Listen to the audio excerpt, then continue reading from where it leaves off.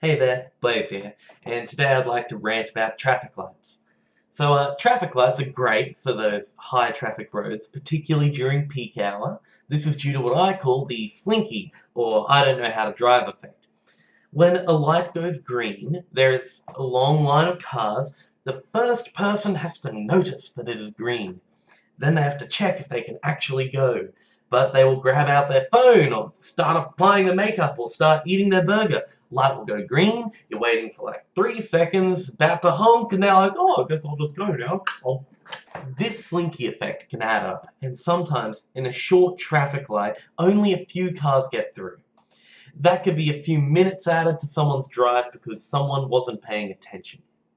For reference, say you have to drive 20 kilometers and you drive there at an average of 60 kilometers per hour. You'd get there in 20 minutes. Now, if you sped the whole way and drove at an average of 70 kilometers per hour, you'd save about 3 minutes. One shitty light can add on the amount of time that you would have saved speeding at 10 kilometers over the speed limit your whole drive home. So yes, there are especially some times when traffic lights are short and waiting times long where the slinky effect can really burn you.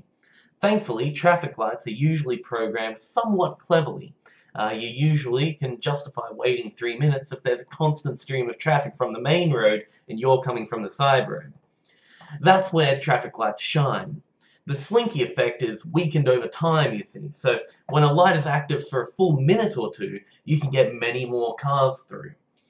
Some might still be rolling at the back of the line as the end of the slinky finally moves forwards. So that's a practical, efficient reason for traffic lights. High-density traffic moves faster if people can just keep moving forwards in large chunks.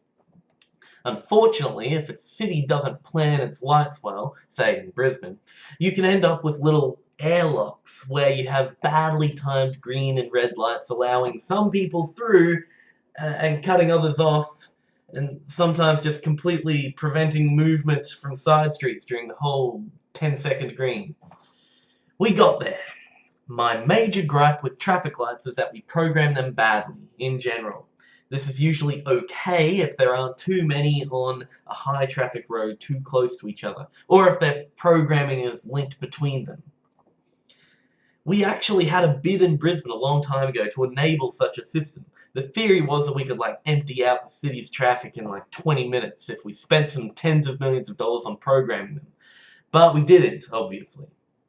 There's a traffic light close to my home that has awful programming. The lights are enabled at odd times, preventing you from turning with red arrows with no opposition.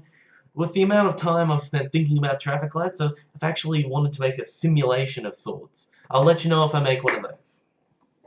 Alternatives to traffic lights include roundabouts and appropriate give way or stop signs on side roads, but then you get an all-or-nothing effect on traffic where during peak times you can't get out of your street or turn across traffic into your street for 20 minutes, so...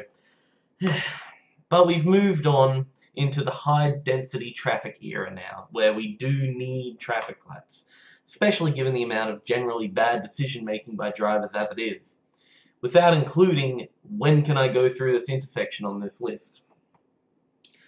Best hope for the future is we program our lights better. We need to connect a series of traffic lights together to prevent the bumper-to-bumper slinkies and airlocks. Well, until then, right? Until next time.